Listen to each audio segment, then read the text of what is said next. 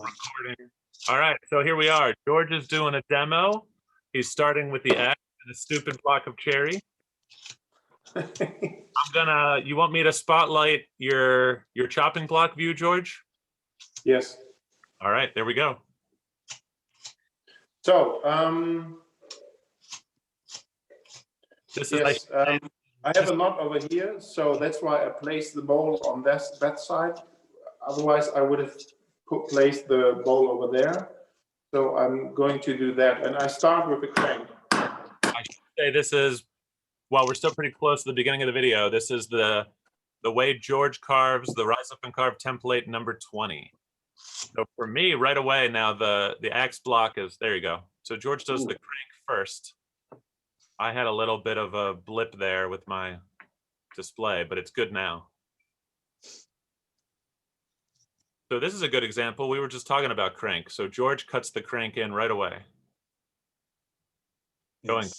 Going across the grain with big axe swings. I like it.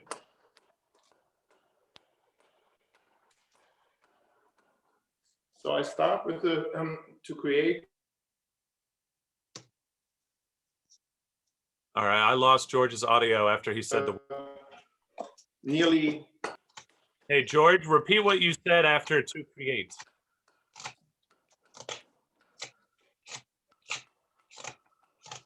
Yes. Hey, George, what did you say after you said to create? George, can you hear me? Yes.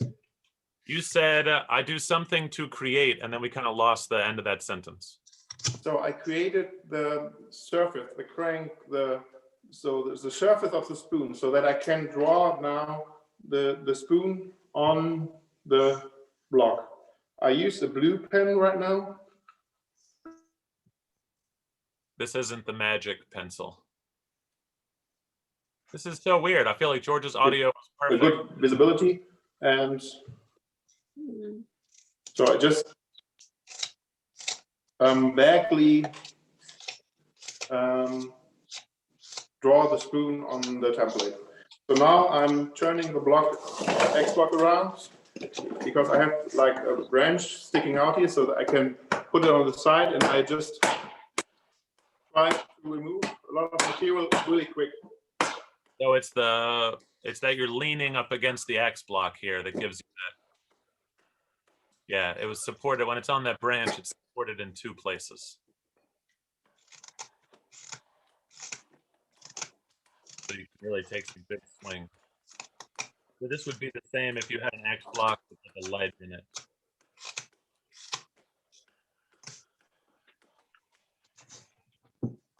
You can lean it. Yeah, you get support in two places. You can really take some big swings and come down almost cross the grain.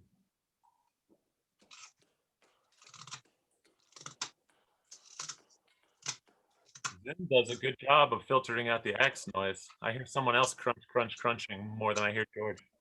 So now I have these reference points up down here and up there, and now I'm working my way to the side crank, to the form of the spoon a little bit more accurate. So all your corners are already their final thickness.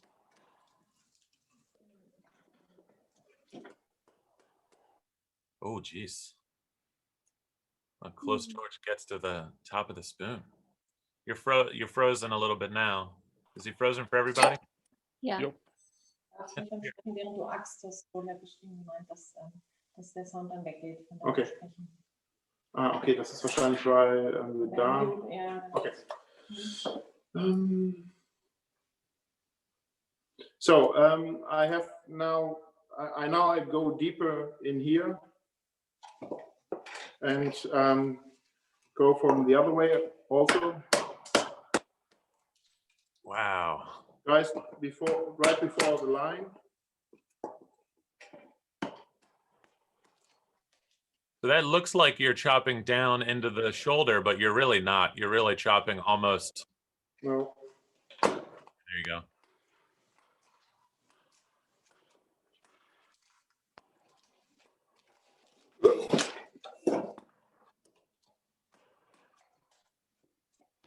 Are you wearing, so George, you wear those gloves for extra grip? Now it's a little bit more difficult because I don't see the line where I want to go.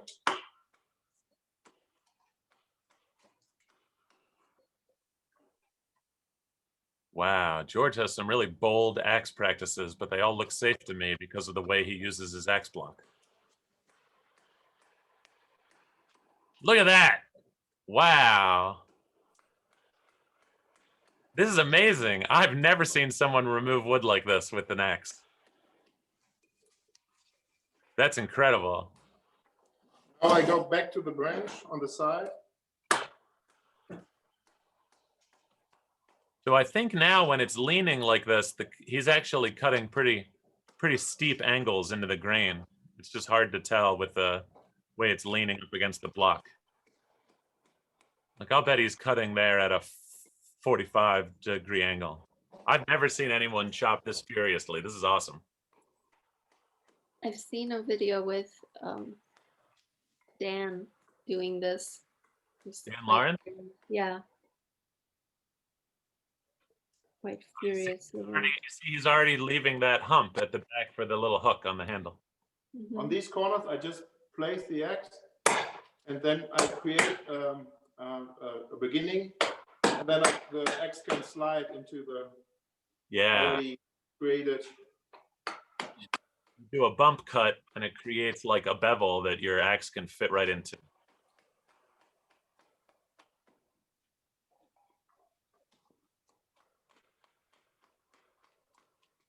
Oh my God, it's so precise. Yeah, it's amazing.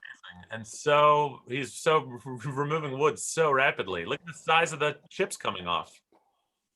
I don't make any chips that big with my axe work.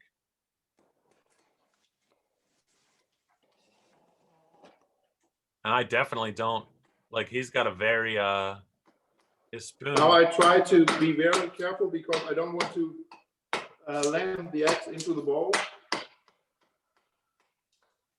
So I tilt it towards me that that the axe is like going past the bowl. And now this is a little bit inaccurate. So I go a little bit like that.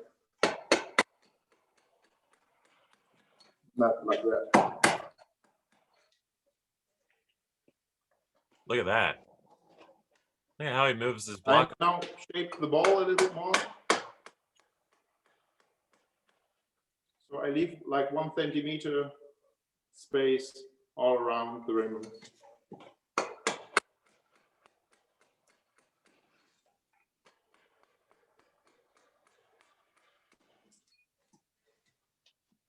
And that's it.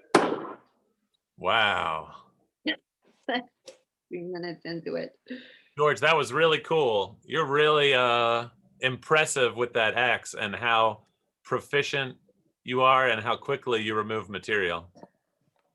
Hey, what are the gloves for? They're just really nice for the grip. Grip. Okay. So those are those rubber.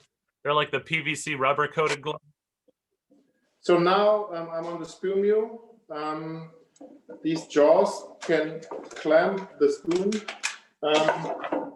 and I have these extra thingies to make the distance smaller so that I can grab it more accurate. So yeah. I'm back now to so I start with the bowl and the crank in the bowl and the surface shape. So I hold the spoon and I use this gouge. It's a file 8L30, and so normally the front is like straight, and I just regrind it that it's a little bit U-shaped, that I don't get the corners stuck in the material. Oh, where I think he does something way differently than most of us with how look how quickly he hollows out the bowl with this gouge. I'm not really hollowing the bowl. I'm just trying to create another more accurate surface than before. So he considers this just surface cleanup and shaping. not really bowl hollowing yet. Look at that. That is so fast.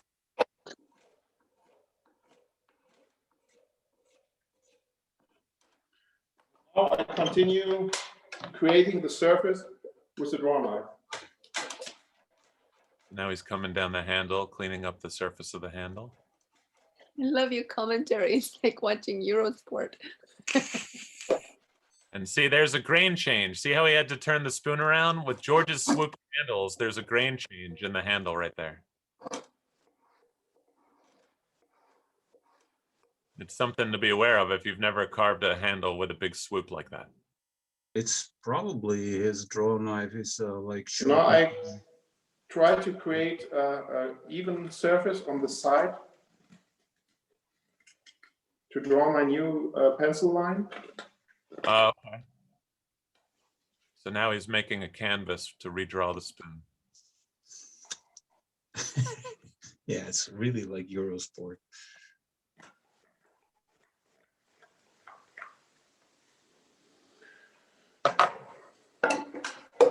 So now the spoon is a little bit deep in the spoon meal. So I have these joiners, how do you say, and they're triangle shape. So I have like 3 different heights. Oh, So I just lift it up a little bit and go a little bit again with the draw knife.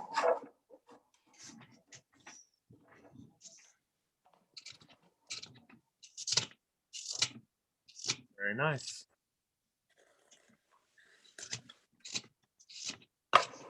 Like that. So now I start with the center line. Now he's using the Fabricus Magicus. Yeah, this is more an accurate pen. So I like the blue one for the rough stage of the form. And I pretty much use my hand as a circle, like a circle. Yeah. So Like I just create a nice rounded shape.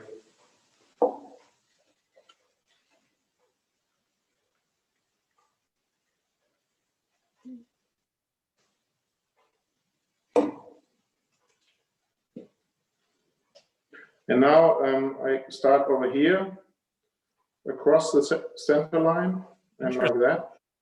oh, interesting.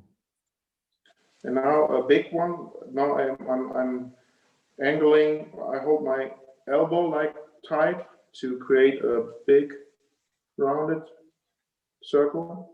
Oh, this is cool. I like learning this. And now I can just go like that. So cool. That's a That great. is neat. That's a great tip. So I slim that down and make the widest point. I like the widest point on the handle much higher like that. And we take care of the rest of that. So now I take off the joint. This is too big now. I put the smaller spacer in the jaws, and now If you didn't now I have, start to cut up. I go to the back of the spoon and get the reference point over here and on the tip. And now I can go, I start with the helper facet, which goes exactly to the line. And then I can see from above where I want to go. so do you guys know what George means when he says helper facet? When you're looking at when you're carving the spoon from a side where you can't see your line, you can. And now I'm going right to the line, just on the corner with the really delicate cut. You can first make a very sharp facet that goes right to your line, and then when you're looking Now at I can tilt I now don't use it 90-degree angle. I go a little bit more inwards, and now I can and I create these bunch of shavings as a stop.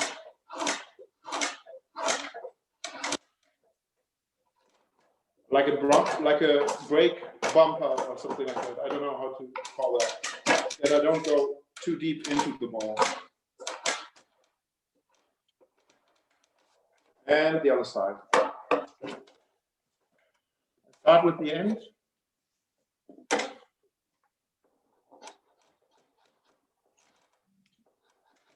Right to the line. So this time he doesn't need a helper facet because he can see his line from where he's. And again, a little helper facet. And 90 degrees. The helper facet's a great trick. We'll ask him to explain it later. And a little bit rounding the bowl. Flip it around. And now the handle with a little more than a 90 degrees angle. So he's already tapering. So the top of the spoon handle is wider than the bottom of the spoon handle. When people are taught to do this, they're taught to keep everything vertical. So now I have this line is quite nice. This shape is quite nice.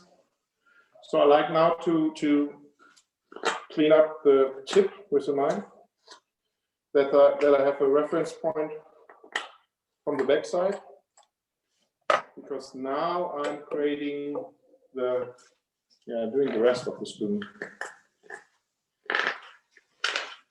Cleaning up the corners over here a little bit.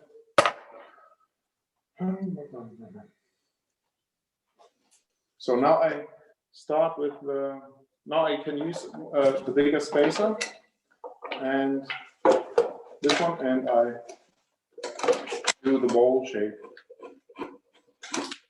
Start with this shape in the middle of the bowl. Coming straight down the end grain there. And now the side.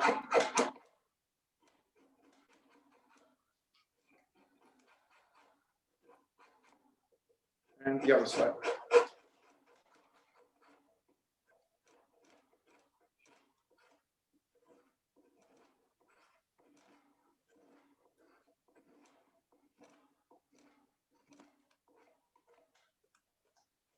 I leave about now I'm down to like 5 millimeters all around.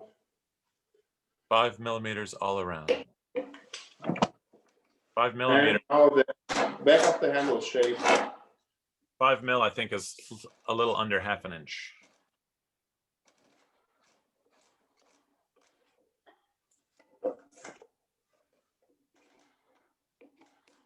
Oh, shit. Oh, no, 5 millimeter is less than 1/4 of an inch, according to my phone. A little tear out, I leverage too much. And I still have to deal with the mud a little bit, but yeah, that's fine. I also like to hollow the ball earlier. So now the spoon is quite thin over here, so it's getting sometimes a little bit dangerous. So now I start in the middle of the bowl and try to get from one side to the other, like in a nice round shape. You've told me before, George, that it feels like you're pulling the chisel, you're pulling the gouge through with your backhand.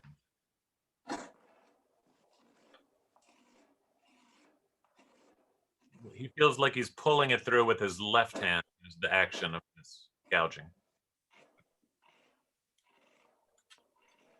So now I'm going from the beginning of the bowl. I try to go like diagonal down the grain, in the middle like across the grain, and on the tip like a little bit with the grain again. Turn it around, other side. Up, frozen.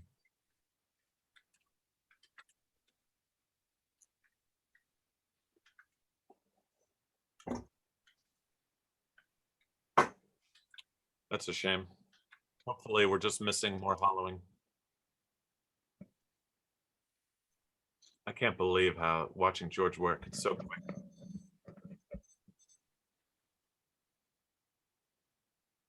Yeah, it does. Phil, you're right. It looks like physical activity, doesn't it? It's just so precise, and every move he's making, he's measured how his body articulates. It's just incredible. It's like Yeah. stunning. I agree. Oh, hopefully George realizes we've lost him. Yeah, it definitely feels like George is doing way more cardio than I am when he carves spoons. I wish he would go a little bit slower. I don't think he can. I don't think he can. But if we Because get I it on have- recorded, we can always watch it slower. Yeah, you're right. And pause. But I want to ask, like, I have so many questions as to Yeah. every step he's doing, and he's Yeah. just going so fast through them.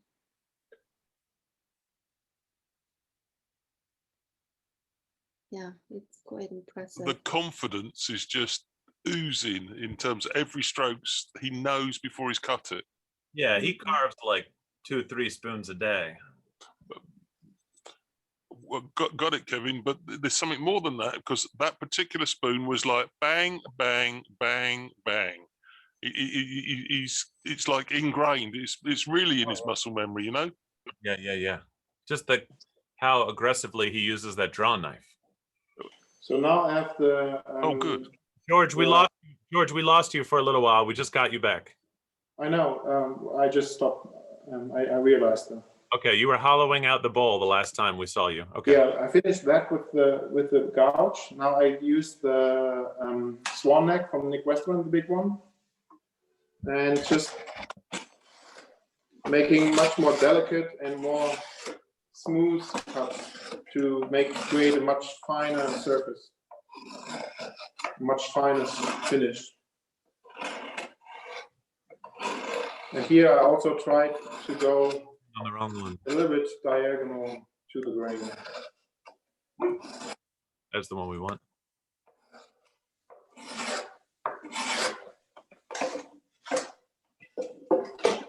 So this is just a shallower gouge that makes a smoother surface and less facet.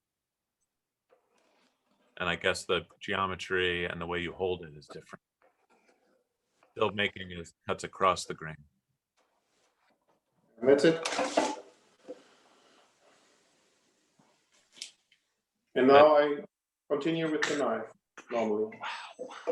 So if you didn't have a spoon mule, George, you'd do a lot of that with the axe, but the way you use the gouges, there's really no substitute for people who don't have a spoon mule.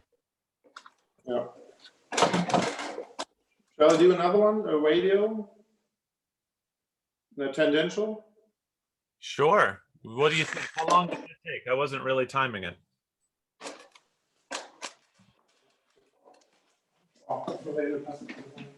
I lost total view of time and space, but that was just awesome. George, I'm going to pause it. I'm going to stop the recording here and start a new recording. So we'll have it as 2 different recordings. Amazing.